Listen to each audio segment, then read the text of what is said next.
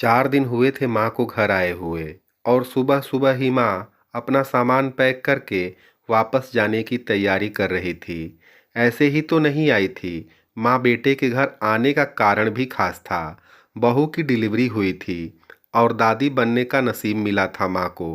माँ दौड़ी दौड़ी खुशी खुशी अपने कॉलेज से छुट्टियाँ लेकर आई थी, अपने पोते का मुंह देखने के लिए। एक बड़े कॉलेज में लेक्चरर होने के बावजूद माँ की सोच अभी भी ऑर्थोडॉक्स टाइप की थी, जो पहले से यह सोच कर बैठी थी कि पोता होगा तो अच्छा होगा। माँ के अरमानों पर तब पानी फिर गया जब बहू ने बेटे को नहीं, बेटी को जन्म दिया।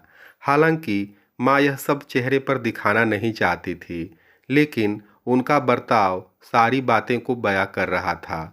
माँ को वापस जाने की तैयारी करता देख बेटा माँ के पास आया और माँ से बोला, माँ अभी 4 दिन तो हुए हैं तुम्हें आए हुए और तुम जाने की तैयारी कर रही हो। अरे बेटा, तुम तो जानते ही हो, कॉलेज फिर से शुरू हो गए हैं।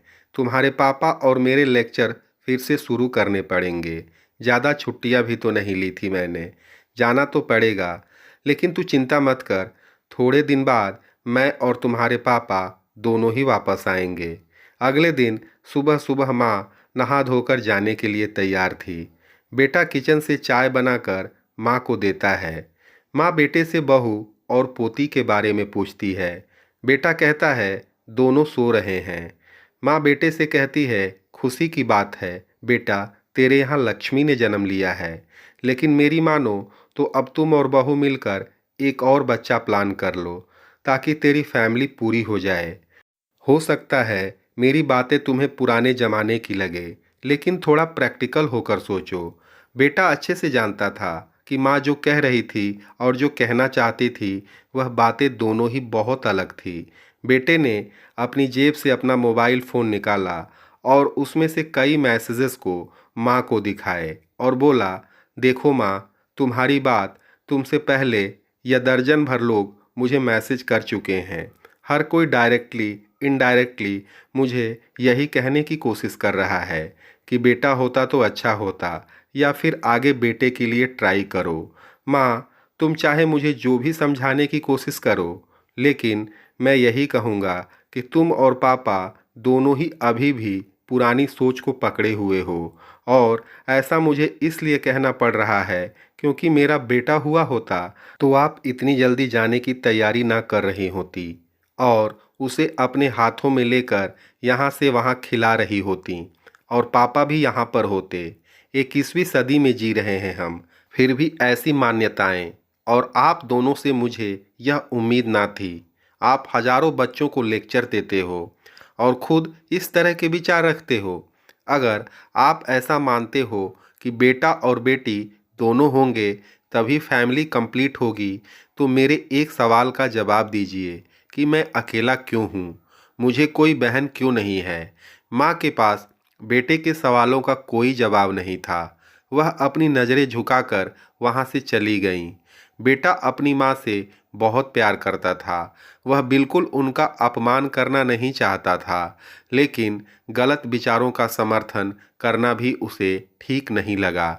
यह सारी बातें बहू ने भी सुन ली थी। बेटे ने उसके पास जाकर उसका उतरा हुआ चेहरा देखकर उसे समझाते हुए कहा, देखो सालू, तुम्हें माँ की बातों से या किसी और की बातों से परेशान होने की ज़रूरत बिल्कुल नहीं है। मुझे कोई फ़र्क नहीं पड़ता कि मुझे बेटा हुआ है या बेटी। मेरे लिए यही बड़ी बात है कि मेरी बेटी स्वस्थ है और खुश है। सालू बोली, मैं माँ की बातों से या किसी और की बातों से बिल्कुल परेशान नहीं हूँ, लेकिन हाँ, मैं परेशान ज़रूर हूँ। मैं एक समाज सेविका हूँ और मैं हर दिन कई लड़कियों से मिलती हूँ। आश्चर्य की बात है कि मुझे आज तक एक भी लड़की ऐसी नहीं मिली जो कहती हो कि लड़की होने की वजह से उसे अलग तरीके से ट्रीट न किया गया हो या कुछ सहना न पड़ा हो। मैं खुद एक औरत हूँ और इस बात का अनुभव मैंने भी किया है। और अब जब हमारे घर में एक लड़की ने जन्म लिया है तो मैं परेशान हूँ।